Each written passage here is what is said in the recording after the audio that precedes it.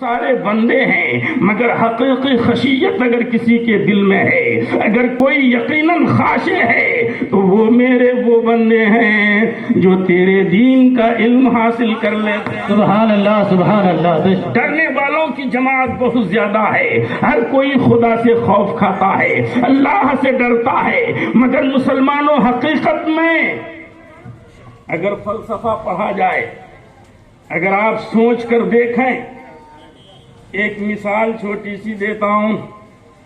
ایک کمشنر ہے، اگر وہ اپنے لباس میں یونیفارم میں نہ ہو اور آپ کے سامنے آ جائے عام آدمی کی لباس میں، اور آپ نہ جانتے ہوں کہ یہ کمشنر ہے، تو آپ کے دل میں کوئی خوف پیدا نہیں ہوگا، کوئی ڈر پیدا نہیں ہوگا۔ ایک عام آدمی سمجھ کر آپ اس کے ساتھ سلوک کریں گے، برتاؤ کریں گے۔ اور اگر علم ہو کہ یہ کمشنر ہے تو چاہے یونیفارم میں ہو یا نہ ہو، آپ اس سے ذرا دور ہی رہیں گے نہیں، کیونکہ عہدہ معلوم ہے، کیونکہ اس کا رتبہ معلوم ہے، آپ اس سے خوف کھائیں گے، آپ کے دل میں ڈر پیدا ہوگا۔ ارے وہ اپنے لباس میں نہ صحیح مگر رتبہ بغیر لباس کے بھی اپنا اثر دکھاتا ہے۔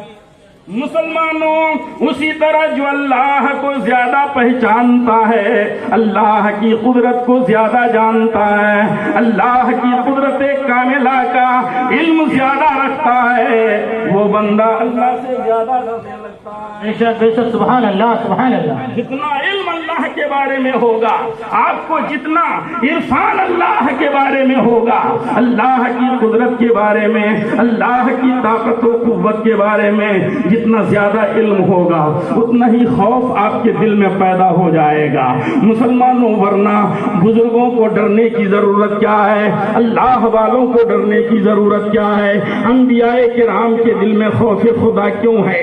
تو کہنا ہوگا عرفان الہی جتنے اونچے معیار کا ہوتا ہے، خوف الہی بھی اتنے معیار کا ہوتا ہے۔ سبحان اللہ سبحان اللہ سبحان یہ اللہ۔ اللہ کو پہچاننا ہے، یہ علم کی برکت ہے کہ وہ علم الہی جانتا ہے، ذات الہی کی برکتوں کو سمجھتا ہے، اسی لیے اس کے اندر خوف خدا زیادہ ہوتا ہے۔ سبحان اللہ سبحان اللہ۔ ایک زر پرست انسان ایک بڑا گھر بناتا ہے اور آرام سے اس کے اندر سو جاتا ہے، مگر ایک اللہ